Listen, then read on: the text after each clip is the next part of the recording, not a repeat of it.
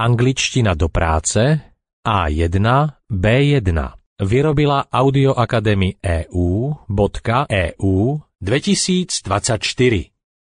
Skriptá k tomuto kurzu so zvukovými stopami, testami a obojstrannými výukovými kartičkami si môžete bezplatne stiahnuť na adrese www.audioacademy.eu.eu.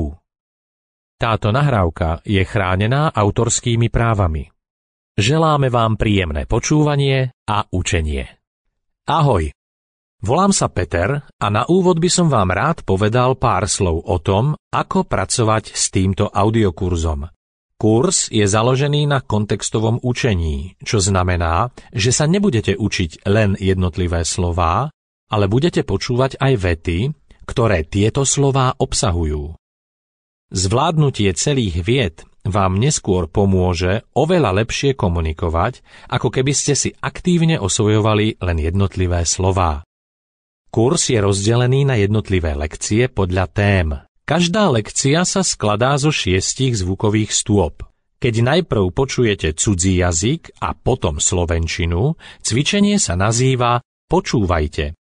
Keď najprv počujete slovenčinu a potom cudzí jazyk, cvičenie sa nazýva Prekladajte. V prvej stope budete počuť slová najprv v cudzom jazyku a potom v slovenčine.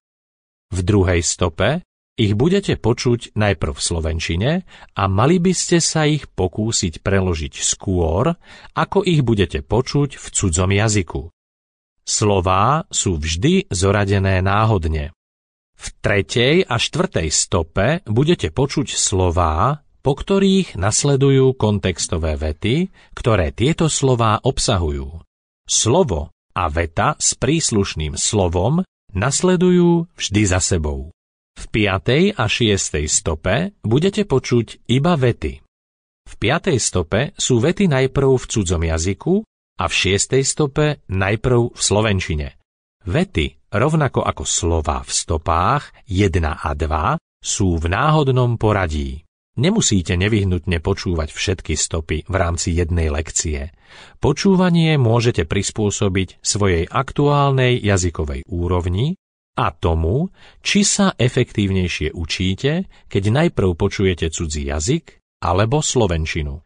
V každom prípade lekciu zvládnete, ak dokážete preložiť vetu v 6. stope zo slovenčiny do cudzieho jazyka skôr, ako si vypočujete preklad tejto vety v slovenčine.